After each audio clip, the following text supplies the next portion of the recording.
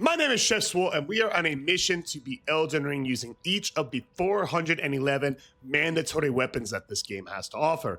In each of these playthroughs, we'll be creating a video where we'll break down how the weapon performs against each of the 14 mandatory bosses that it takes to become the Elden Lord. We'll be going over the starting optimal class if you want to do a run your safe with this weapon. We will then transition over to the stat spread, talking about which stats you should upgrade and in what order. We'll go over what are the good talismans, any armor pieces that are necessary, your psychic tears, and etc. So sit down, strap in, and without further ado, let's get into the starting class. The best starting class for Margit's curved sword is the samurai, because Margit's curved sword requires quite a bit of work. We need 14 strength, we need 17 arcanine, and a whopping 35 dexterity. Now, the samurai class brings us in all the way at rune level 9 with 12 into vigor, 11 into mind, 13 into endurance, 12 strength, 15 dexterity, 9 intelligence, 8 faith, and 8 arcanine. So right off the bat, we're going to need to get our strength up a little bit. We're going to need our strength to increase from 12 to 14. We need our arcane to increase from 8 to 17, and we need our dexterity to increase a full 20 points from 15 to 35. All this is going to make up a total of 31 levels we'll need just to wield the weapon at all. So that fact, coupled with Morgott's cursed sword being a relatively late game item, we're going to assume that if you are playing a run from start to finish with this weapon, it is a new game plus or ahead. Now, when leveling this build, the first thing you want to do, of course, is get those required stats to wield the weapon. After that, focus on your vigor, getting it to 30 for survivability. Next, I like to focus on the endurance side. After I get that base survivability, we want 15 at least if we're armorless, or if we are wearing that light medium armor, 20. This is going to make sure that we can have enough endurance to get in and out, not get stamina locked and get too punished. Now, after we go ahead and knock out the endurance, we'll get the vigor up to 50. That'll help us with the late game survivability. We're going to actually pump more points into arcane. I know it only requires 17 arcane to wield, but we're actually going to pump that up from here all the way to 45. Reason for that is Morgott's cursed sword does have bleed, and the more you put in your arcane, the higher the bleed damage will be. 45 being one of the big soft caps for increasing bleed. So we're going to get arcane up to 45, and after that, any other available stats are going to get pumped into dexterity. So we'll maximize the bleed, we'll maximize the damage. So now that we went over the optimal starting class for Morgott's cursed sword, the stat spread, the soft caps that we need to hit, and why, the order that we're going to level them, let's head into a full breakdown on the build. While Morgott's curved sword, the Ashavor, it really is great in player versus player for role catching people, but in player versus everything, in order to beat the base game, the damage, the stagger that it puts out, it just really isn't there. However, what is there for this is an extremely high level of base damage. You see about 700 per single hit. You see a high critical hit with 110 there on the critical strike, and you see bleed with that beautiful blood buildup. So we ended up optimizing this build by running not one, but two Morgott's cursed swords, one of them in each hand. Jump armor, we have the Blackbird's Quail Feather here, but the Raptor's Black Feather we'll do just as well if you're not a new game plus. We have the Jump Talisman in order to stack with the Greybird's going for 10% here, 15% here, and a total of 25%.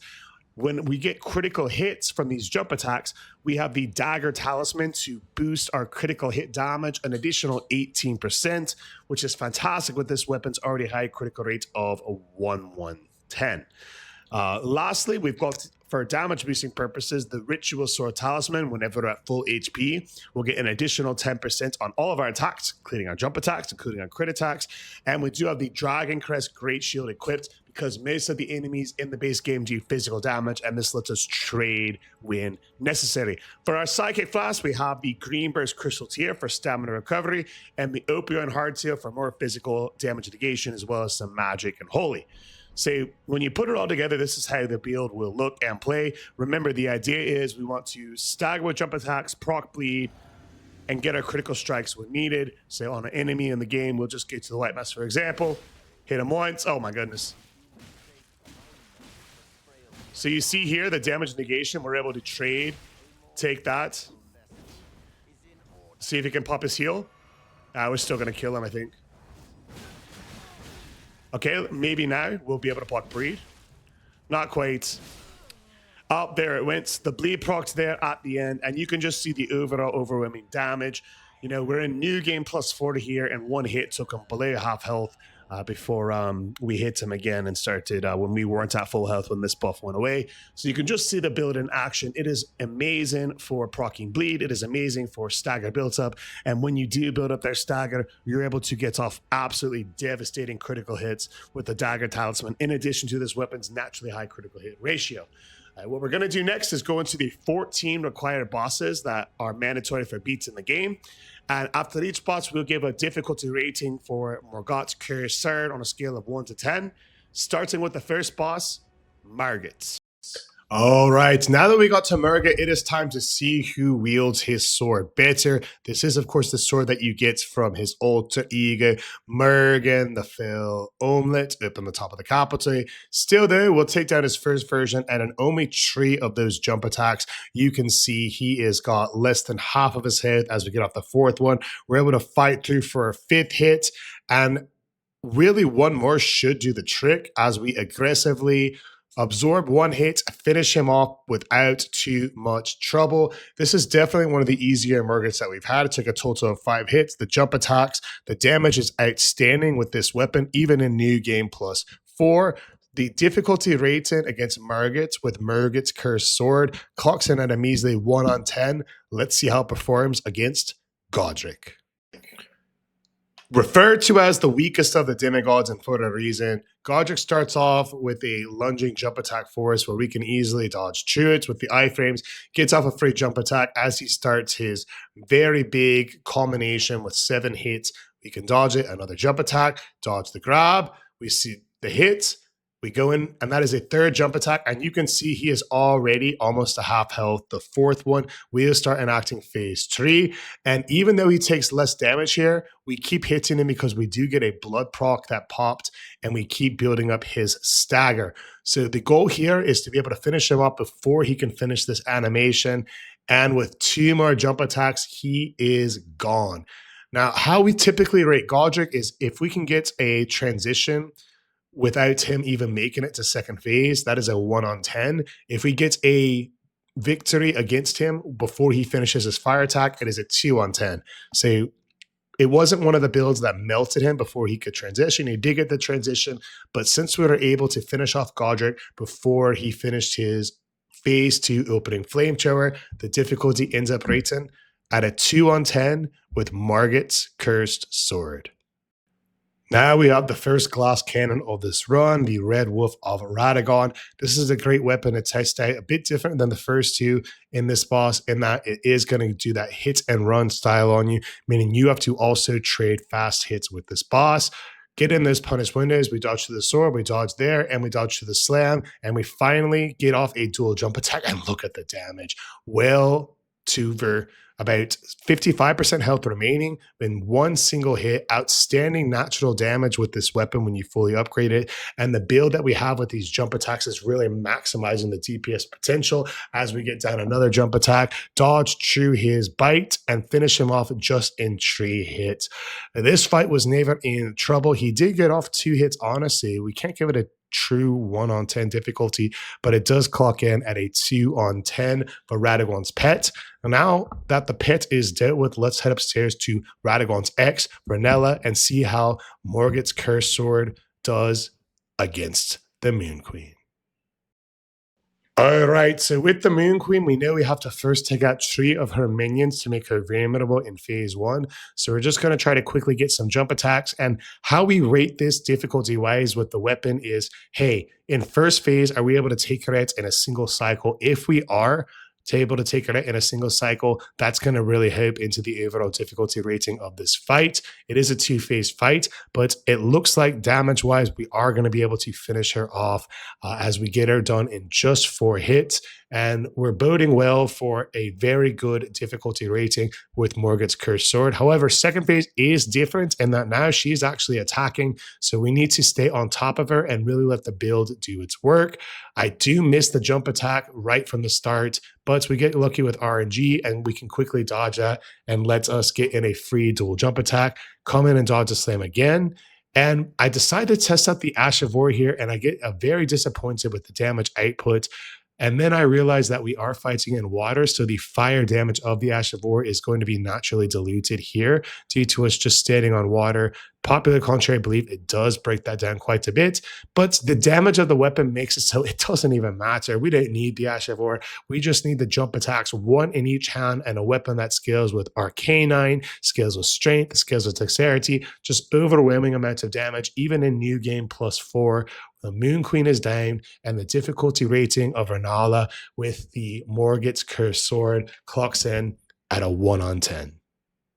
For the dramatic tree Sentinel, how we do the difficulty is if we are able to finish off the boss before it transitions to a lightning phase, it's going to be a 1. If we can get it to before it can attack us at all, such as either finishing it off before it gets its lightning up and punishes us, it is going to be a 2 on 10. And if he only gets off a couple of attacks after the lightning, like it looks like he might get here, it's going to be probably a 3 to a 4 on 10, just depending on the consistent damage of the build. That one I'm not going to count against the difficulty rating because I missed a roll due to just where the tree was, where I was standing. So he does get me right there with 1, but we can back up quickly and heal. Now that our view isn't obstructed, should be an easy W. We dodge through it. We dodge to the quick attack. We get off another jump, and it looks like he might be 1 hit. So we're going to stay aggressive here. Follow up any quick swipes.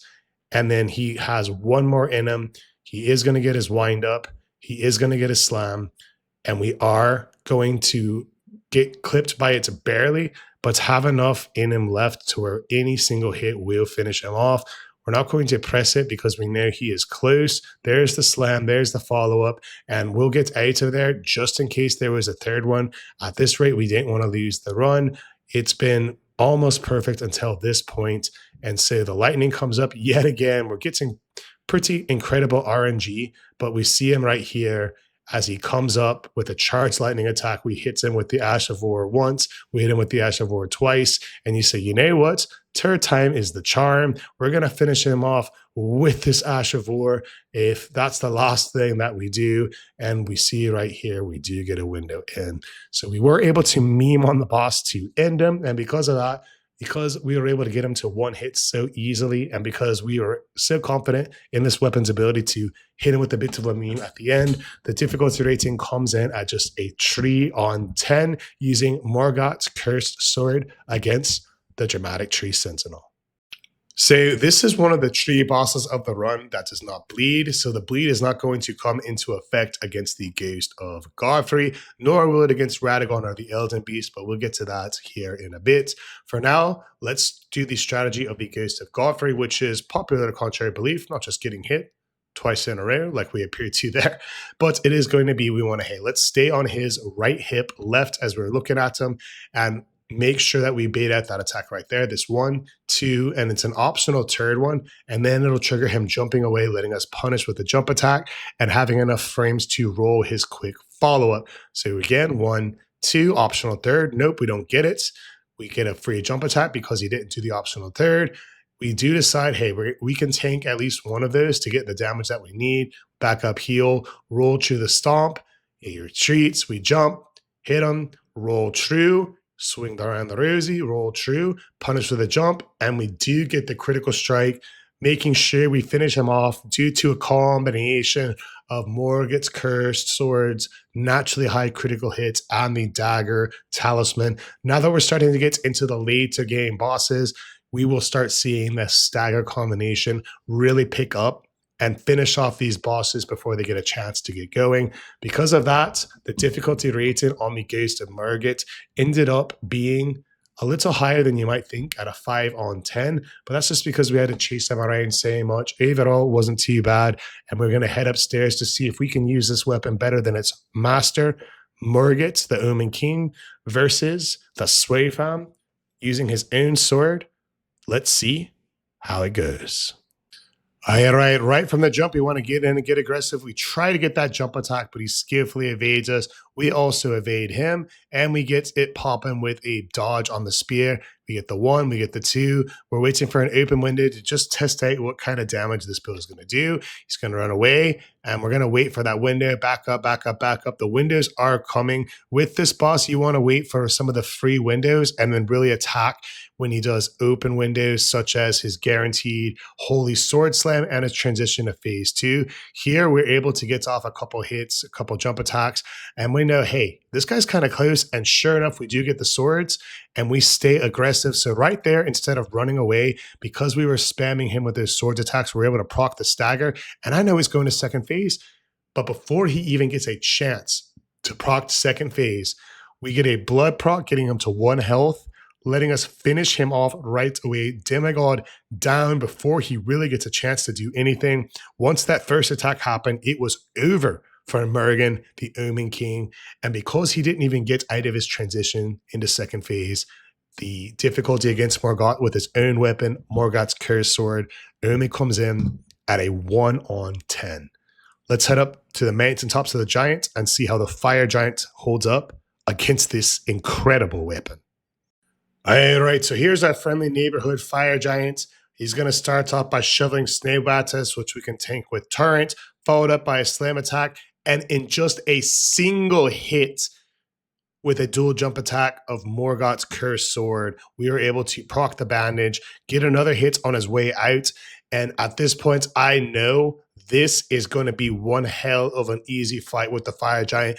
The late game, this weapon is absolutely shining with its damage output. We cracked the stagger right there, and I bet we're close to the blood as well. We'll see it's right in second phase as the fire giant is transitioning just 30 seconds into the fight. We know he's going to put this hand down. We roll into it. Let's see if we can get some jump attacks. 1, jump attacks 2. Can we get the 3rd? Barely miss it. He's going to roll away from us, but we will charge him down. And sure enough, he does his explosion attack. So he gets a slight retrieve. When he does this, you want to back away. There used to be a way where you could get right behind him and avoid all the fire, but that was patched in one of the early patches in the game. Now that it is patched, though, you want to get away when he does the volcano, and when he does his tracking fireballs, you want to get this popped right away so we don't have to worry about those chasing us down. Chase him down, get behind him, and start wailing on him with dual jump attacks. A lot of people will recommend that you stay in front of him because his hands are weaker, but in my personal experience, it's better to just consistently, safely chop away at this boss from behind so you don't get any weird RNG that can sometimes happen with his fireballs, or when he does his fire out of his mouth. You almost avoid that attack entirely using this weapon and this method. And if he tracks down more tracking fireballs, pop him off, follow him back, and get right back in position to continue, knowing that he's going to be pretty close to a blood proc at this point. We didn't get it there. We didn't get it there. In my mind, I'm thinking he's 1 away. We do get the stagger there. So you can just see this weapon's combination of damage, of bleed, of stagger. Even if he rolls one more time, I know he's 1 shot. We're going to arrive right at him, hop off the horse here, finish him off with a shot right to the fire giant's groin. What a way to get that. And with that, the fire giant is out without too much trouble at all. The overall difficulty rating ends up being only a 3 on 10 with Margit's Cursed Sword. Good start in the late game. Let's head to the Crumbling Pharmazuka and the Godskin Duo. Murphy's Law states anything that can go wrong will go wrong, but there is a footnote in that expression that leaves out unless you have Morgott's Cursed Sword. Fantastic weapon so far. Definitely in all of the fights, it has been above average. So for me at this point, as we get to the late game, I'm thinking unless it really starts tanking, it is going in that A or the elusive S tier. I'm so confident in this weapon that I'm not doing a good job keeping the bosses apart just because the damage is just so high. The bleed, the stagger. I do back up and I do make sure the skinny one gets behind, as I'm not trapped in here with him. He's trapped in there with me. We're able to critical strike him within a burning ring of fire. Johnny Cash will be impressed. And even with that, we're able to get that critical strike with this weapon's naturally high critical damage, which we have stacked with our dagger talisman to finish off the range one before the skinny one even gets a chance to do damage himself. And if you look at their health bar, just because of the amount of damage we did with the bleed, with the critical strike, they are already at half health with just one Godskin down. He's going to try to summon his friend back, and he will succeed, but not before we finish him out ourselves, get a couple bonus damages, and I'm looking at their health. They're about 20% remaining. That means that once this round one goes down, it is going to be GG's, fight over, and so far a very clean Godskin Duo. They did hit us a couple of times, but that was just because of the aggressive nature of this build. These jump attacks getting in and out. We're able to hit him a second, and he does go for the slam again, guaranteeing us a third, and we stay on top of him, get the stagger, finish it off with yet another massive damage burst due to the weapon's high critical hits, due to the dagger talisman, the build all coming together as we broke down in the build section of the video at the beginning. One of the easier Godskin duos that we've had. We first tried them. The one-on-ones are great. The difficulty only clocks in at a 3 on 10, and we are feeling extra confident about Malkeith as we head upstairs to pay him a visit. Destined death might sound scary, but this death's destiny might be taking a easy L if that Godskin Duo fight was any indication. In the fights, we want to bait out these safe winners to hit our jump attack. You saw on the first chain, we got the left to right slam down, and that is an easy winner to attack. We'll dodge to the rockets. We'll get another jump off there, and we will continue trying to execute, these safe hits only. He did the knife in the ground twist. That's a safe punish. Here comes a ground slam. I'm looking at his health. I think that we can get him in a second phase. We barely miss out on the second sword hit, only hitting him with one, but this one should do the trick. If not, the next for sure. And we get him right as he's trying to run away. Second phase Malkeith, 2 steps to the right, 3 steps back, dodge to his hit, 1 jump attack, will proc the stagger, 2 for the sway fam and anyone watching in the YouTube, 3 for the critical hits. And as he tries to stand up, the 4th one does the charm. Down goes the beast before he even gets a chance to get anything off in second phase. First phase, not a problem. Second phase, gets him out before he even gets a chance to get moving. And that is a testament to the build, the jump attacks, the critical strikes, the disgusting damage, the blood procs. With all of that factored in, Malkeith ends up being a kryptonite of this weapon. It is a 1 on 10 difficulty with Morgott's cursed sword. There was a big explosion over in the capital though. Let's see what happened. It looks like it's made of ash. As always, when you first walk into Gideon's arena, you're able to get some free hits off on him as he is going to be speaking Japanese. And with those free hits, we are able to, as you can see, get him down to almost 20% health before he does pop a heal. We're able to chase him down as he tries to heal again with no flasks. We're able to chase him down as he's trying to get his magic up, but he does dodge one of our jump attacks. It might be too little too late, and it is. Gideon down in less than 20 seconds. Gideon down with 0 magic spam. Gideon down with 0 difficulty. Gideon down with aura maxing and Ash of War, one of the cooler ones in the game. Morgott's Curse Sword ends up being a fantastic weapon for this boss with this build, having jump enhancing armor with that claw talisman, with the ritual sword to get even more damage when full health. The difficulty with Morgott's Curse Sword against Gideon ends up being a 1 on 10. With how the Ghost of Godfrey fight went, I was even more optimistic with regular Godfrey for one major reason. Regular Godfrey does bleed. So we're going to try that same strategy. We're going to try staying on his left hip right as we're looking at him.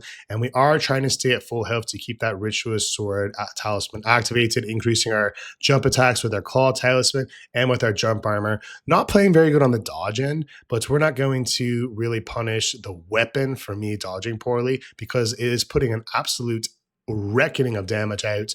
As we do dodge here, we do heal up. And now is when we're going to really punish this boss. He is going to jump away over the rocks, get that jump attack punish. He's going to spin around the rosy. We get a second jump attack punish. And I know he is close to a stagger. He's close to a bleed proc based off of how the Ghost of Godfrey played. He runs away. We jump. He is 1 shot. And we do that light attack. And we do get him on the critical strike. One important note here. when you finish off Godfrey with a critical strike, you will start second phase wherever you crit him. So that was a bit unfortunate because we could have gotten in another free hit, and we'll keep that in mind for future runs and future weapons. Still though, well, this is a good opportunity to see what is the true nature of this weapon against this boss here. As we are taking a bit of punishment, we do trigger an early animation for his slam, meaning I know I'm going to be able to get at least 2 jump attacks off. Here's 1. Here's 2. He does get the ward, but I know he is very close to a bleed. I'm going to hit him with another jump, dodge the stomp, hit him with the last one. He lives on 1 health. It's going to take 1 more, and we get the first Elden Lord out of here, out of our lands between and off of the train room. The difficulty of Godfrey, the ghost ended up being a 5-on-4, and this version ended up being only a 4-on-5 due to the simple fact that we were able to proc a bleed and really get a lot of damage off. That being said, Radagon, the Elden Beast, they don't bleed. So we're going to have to be carried by the damage of the jump attacks here. Let's see how it works as we enter the last 2 fights of the run. Now, as we'll see when we get to the Elden Beast is pretty uniquely resistant against this. It's weakest to pierce damage, and it's immune to all status. And because it runs away so much from us, it is tough to build up a stagger on him like we can on Radagon. He actually got us in the first attempt, and this is attempt number 2. And we can see how clean Radagon is with weapons that you can stagger with, like these heavy curved swords. 1 in each hand is able to prop a stagger. We're going to jump over that stomp attack and be 1 frame away from the punish. That being said, it's our first lick of damage from Radagon, and he goes into his triple slam, which should be an easy punish. We'll punish him once as he rises for the 3rd one, and we'll attempt to dodge through, get caught again, and you can just see the disbelief. The dodges are not up to snuff here, but that's all right. Because even if we're playing at our absolute worst, we know that a true testament of a weapon like this is how does it play when your dodges are off? How does the damage output? How is the aggression? It's not always going to be perfect in the lands between, especially when you're fighting with weapons that you're not that familiar with. And if you are using a weapon like this and you get a bad matchup, like bosses that don't bleed, that are tough to stagger, like Radagon, like the Elden Beast, this is a prime example of why we are doing this series for new players, returning players, wanting to do runs with these weapons. It just goes to show you that even a weapon like this that can play so well against difficult bosses like the Godskin Duo, like Malkeith, can be a little bit trickier against other bosses. It's the whole point of the weapons encyclopedia, and this fight is a great example of it. But as long as you find a good build for the run, as long as you stick with it, you'll find that nothing is going to stop you, and Radagon goes down. Definitely a harder fight than normal when fighting him. So the difficulty of Radagon with Morgott's Cursed Sword ended up clocking in higher than normal, all the way at a 5-on-10.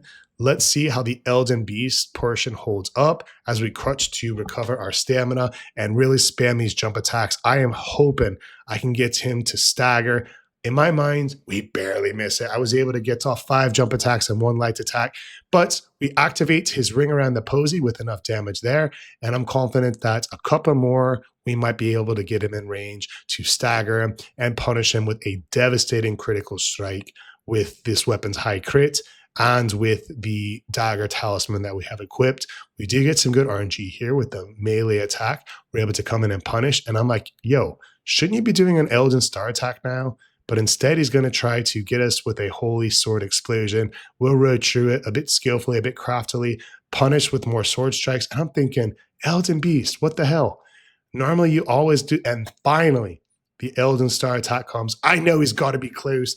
And sure enough, he goes down. He was close. We do 1 more. We do 2 more. And we come in for the 3rd times the charm crit. And we miss it. Just like that, what could have been over, just because sometimes the inputs in this game, it'll have a light attack instead of a crit attack. Would have been over if not for just missing that input and hitting him with the light attack. But we're not going to penalize that too harshly against the Elden Beast, not like the first attempt where he actually did beat us. We'll finish him off quickly now. Difficulty with the Elden Beast using Margit's Cursed Sword clocks in at a 5 on 10 for being able to beat us once. But as you can see, as long as you get your dodges down, the damage, the stagger buildup is devastating against this boss. Now that we've seen footage of the 14 mandatory bosses required to become the Elden Lord, let's go over to the tier list and tier this weapon compared to all the other ones that we have done thus far. The average difficulty rating on a scale of 1 to 10 for the 14 mandatory bosses required to be Elden Ring with Margit's Cursed Sword ends up being a 3.64 on 10, making Margit's Cursed Sword an overall decent choice to have by your side as you become the Elden Lord.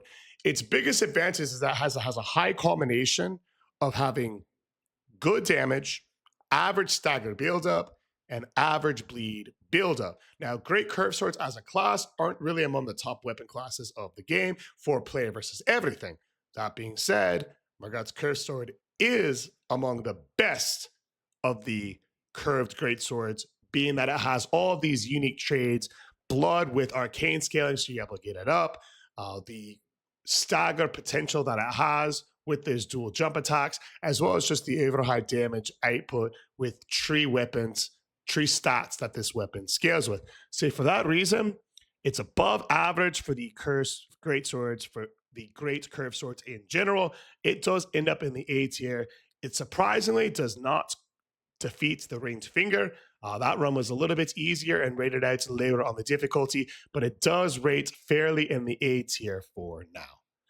Again, my name is Cheswo, and we are live streaming these challenges from start to finish over on Twitch, over on TikTok every single night. So come join us there if you want to see these runs as they happen. Additionally, if you have a weapon that you want to see next, put it down in the comments below. This weapon was recommended by the Mayday over on Twitch, and he commented here in YouTube. So just put it down below if you want to see a weapon, and we will do the breakdown and shout you out in your honor.